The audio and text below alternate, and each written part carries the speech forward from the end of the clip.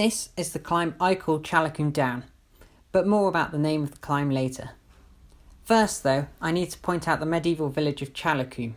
In amongst the buildings of Challacombe Farm on the left are 7 ruined buildings dating from medieval times. They're well preserved and the best shows 3 clear rooms and spaces for windows. In medieval times, the climate was perhaps warmer and drier, but over time, the changing climate and economics reduced the population. Although the current farm means the settlement is still inhabited, at least some of the actual medieval buildings were used until the 19th century. Tin mining in the area extended the life, with the inhabitants possibly mixing farming with mining to survive in the post-medieval era. On the hillsides around the road are the remains of the medieval strip farming system. These strips are terraces cut into the hillside and are still visible today. Strip farming has a key advantage of reducing erosion by having the terraces laid out around the hillside. Each farmer would have a strip to work in each field around the area. This acts as an insurance policy.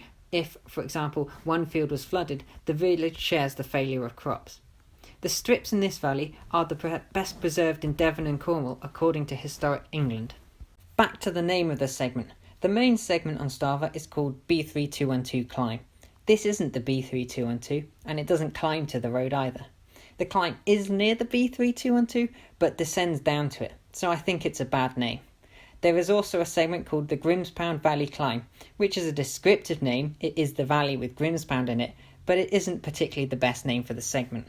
Google Maps calls it Woden's Way, possibly because Woden is another name for the old god Grim, from Grimspound. But then, I'm not sure how Google got that name for the road anyway. You could call it Hamel Down, after the hill to the right of the climb, or Hookney Tor, which is the tor straight ahead overlooking the climb. You could also call it Headland Warrant, after the farm near the top, or Shapley Common for the area northeast of the summit. I think Challacombe Down is the best name, however, even if it can be confused with Challacombe Hill near Woolacombe and Challacombe, a village in Exmoor. The village at the base of this climb is called Challacombe, the hill on the left-hand side of the valley is called Challacombe Down, and there is also Challacombe Stone Row nearby. The junction with the B3212 is Challacombe Cross, but ultimately, if enough people call it Challacombe, I guess it becomes it. To remove all confusion, I created an official segment which is 2.25 kilometres long and climbs 121 metres at an average gradient of 5.4%.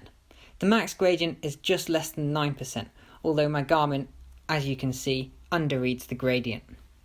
The link for this segment is in the description of the video. In the valley to the left is the Headland Warren Farm. It's estimated to be 16th or 17th century, but altered in the 20th century. It's grade 2 listed.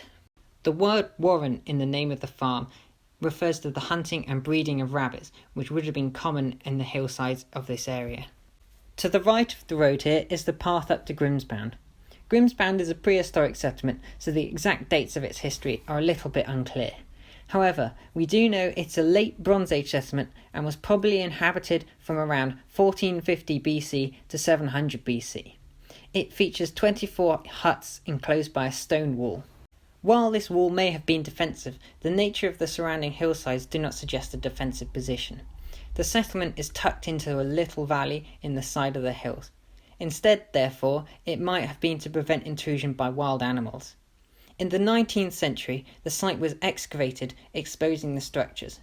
The excavators restored part of the wall and some of the huts, but it's likely they did it inaccurately and placed a modern take on the reconstruction. Also on the hillside to the left is the Challacombe Stone Rows and Chaw Gully. Chaw Gully is part of the East Birch Tin Mine and Vitifer Tin Mines. The Headland Tin Mine is also in these valleys. These mines employed a mixture of surface workings, which created the visible gullies we can see today, and shafts underground. The mines were worked intermittently throughout the 19th century and onto the 20th, finally being abandoned at the start of World War II. As you might have noticed, this is a hidden gem of a climb. It doesn't feature on any list of climbs, which I think is a shame, and it's not in any races or events either. It's quite inaccessible to get to, which is probably why. From the south, if you're coming from Ashburton or Buckfastleigh, you have to either climb up Poundsgate or the backside of Haytor, both of which are quite long climbs. From the east, from Bovey Tracy, is the official Haytor segment, although from here it's a steep descent down to Widdicombe and it's quite narrow at the bottom. From the northeast, from Moreton Hampstead, is a long series of ramps and drops on the B3212, and from the west, from Tavistock, is a lot of moorland to get to this climb. That said, a stunning 15km route is to ride the climb and turn left onto the B3212, following it towards Postbridge before turning left and cutting back to the bottom of the climb. There are plenty of places to park alongside should you wish to drive to the route. The B3212 does have some steep ramps if you choose to ride this route, but otherwise it's not too bad. Alternatively, you can turn right out the B3212 and descend towards Moreton Hampstead, taking either the A382 or the Ray Valley Trail to Bovey Tracy, then climb back via Haytor. Lady Meadow Hill from Widdicombe is optional. You can skirt around the base if you want. This route is about 40 kilometres. From the nearest city, Exeter, it's between 75 kilometres and 100 kilometres, depending upon which route you take. Going directly through Shillingford St George to Chudley, then up Haytor to Widdicombe, and up Challacombe and back via the B3212, it's about 75 kilometres with 1,730 metres elevation gain. A similar but slightly longer route from Exeter is to take the Estuary Trail to Mamhead, then to Chudley, Bovey Tracy and Liverton to ride Haytor through Ilsington. Then, avoiding Lady Meadow to get to Challacombe and looping around Dunsford on the way back, it makes it about 100 kilometres with 1,660 metres of elevation gain. It's a more scenic route, has less traffic and has less extreme gradients on the climbs, meaning it's a nicer, more leisurely route.